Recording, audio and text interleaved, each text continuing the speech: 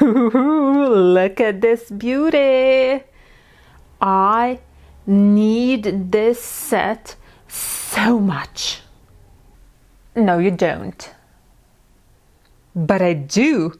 It has so many opalescent pieces, and Elsa as a queen, and Elsa as... No. But Elsa... No. Why won't you let me buy this? It's on sale. I didn't say you couldn't buy it or shouldn't. I said you don't need it. Now I'm just confused. BrickoMotion. Hello. Claire here. Need, in the sense of have to survive, cannot be used for Lego. The bricks aren't a necessity, they are a luxury item.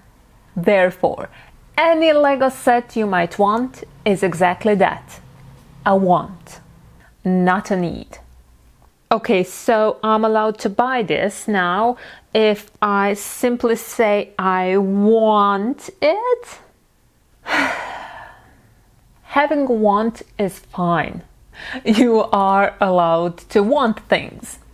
But should you act upon these wants? It depends. I'll try to summarize on what it depends in Claire's Guide to Economical Lego Buying. If you have practically unlimited funds and storage space, feel free to turn this video off and go buy yourself whatever you want. For all the rest of us mortals here are some questions that I personally like to ask myself before I buy a set. Number 1. Why do I even want this?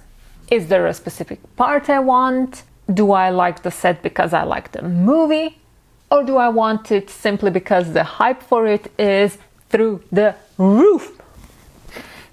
The Lego community can sometimes be overly enthusiastic about either new sets that are going to come out or retired sets that now only resellers have in stock. Your life isn't going to dramatically change for the better if you buy any of them. They will only lead you to wanting more and an empty bank account. So if you find yourself on the hype train, admit it to yourself and get off. If it's something else, keep asking questions. Number 2. Can I buy only the interesting parts? Sometimes you only want that mini doll or that opalescent goodness. There are cheaper and space-saving methods to get only the desired specifics. Bricklink and Bricks and Pieces are the ones I use the most.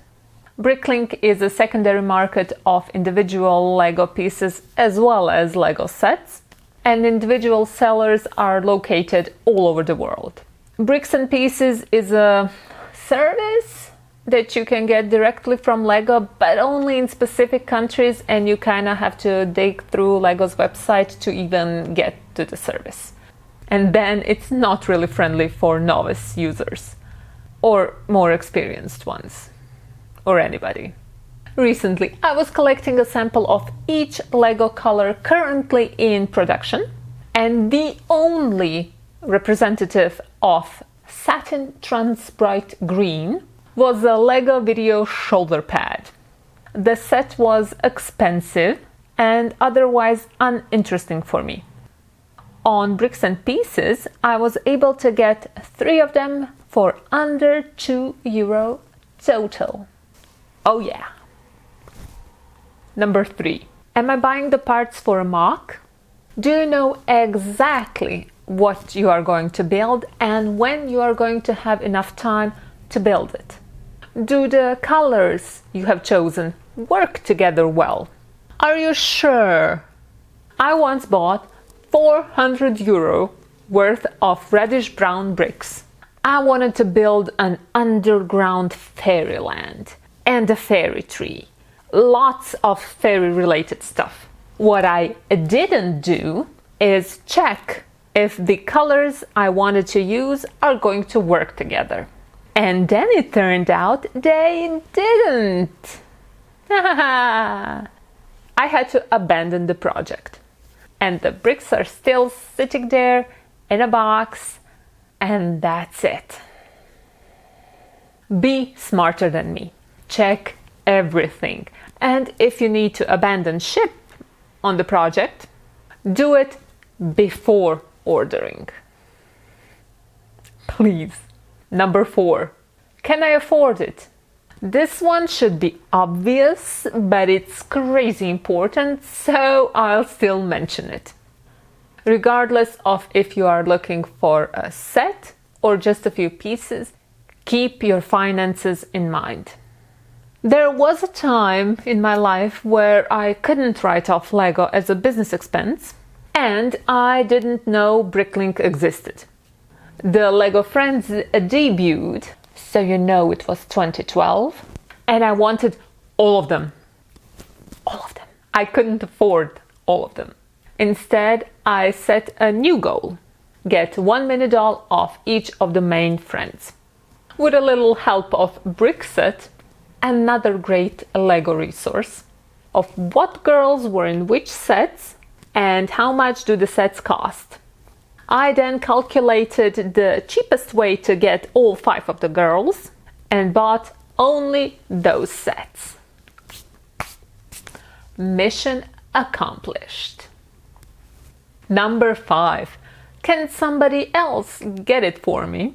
Use those birthdays to your advantage. Friends and family members can each give you one little set or pool the money to get you a bigger one altogether. My achievement with the Lego Friends mini dolls brought me a much joy and a lesson. Namely, soon my friends and family caught on to my Lego obsession and got me a set for every gift-giving situation. That expanded my collection significantly, and it made me realize I could have outsourced all of the set getting from the beginning. Save me some money and get only the presents that I actually want to get. Win-win. Number 6. Can I get it cheaper? You'll probably be able to buy a recently released set in a few months with a discount. Following discounts in multiple stores in your area can help with that. In Germany, we have a website, BrickoMotion, that shows you where a particular set is available and at which price. You might have something similar where you live, so I would highly encourage you to Google it. Older sets are a bit trickier to get a hold of if you don't have unlimited pockets. You might be able to find them in boxes of Lego that people sell for cheap once they no longer know how to have fun. These listings may pop up on eBay or any other local marketplace. A word of caution though, the sets obtained in this way are often missing parts, and the pieces that are there can be damaged. So you know, everything's a trade-off. Number 7. Where will I put it? This question is the most overlooked one. I regularly forget it. Where are you going to place the built set? On the shelf over there? The one that's already full? Sure, you can squeeze in a couple more bricks, but do you really want to?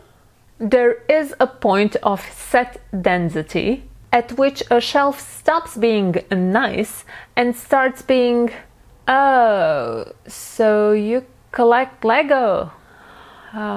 You most definitely have a lot. Just in case you missed it, that was not a compliment.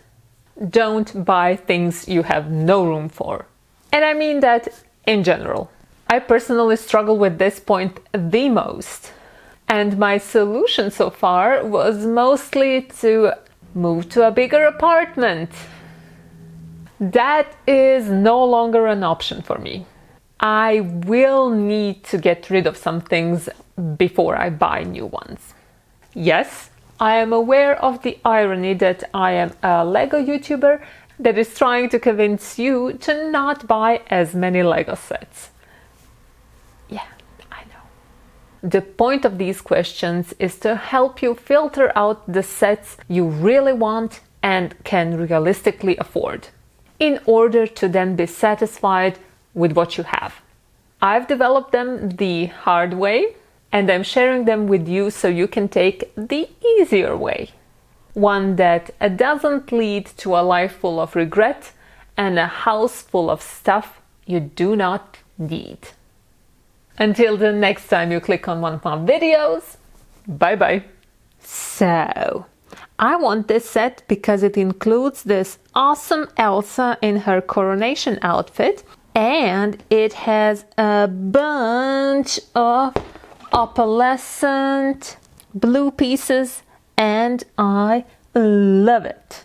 If I buy only the parts I want, it might cost me somewhere around what the set costs. It's on sale and I can write it off as a business expense. While I might make something custom with the castle, I still want to build it first, according to the instructions. Yes. Yeah, the days of people gifting me Lego are gone. They think I have too much of it. Ignorance?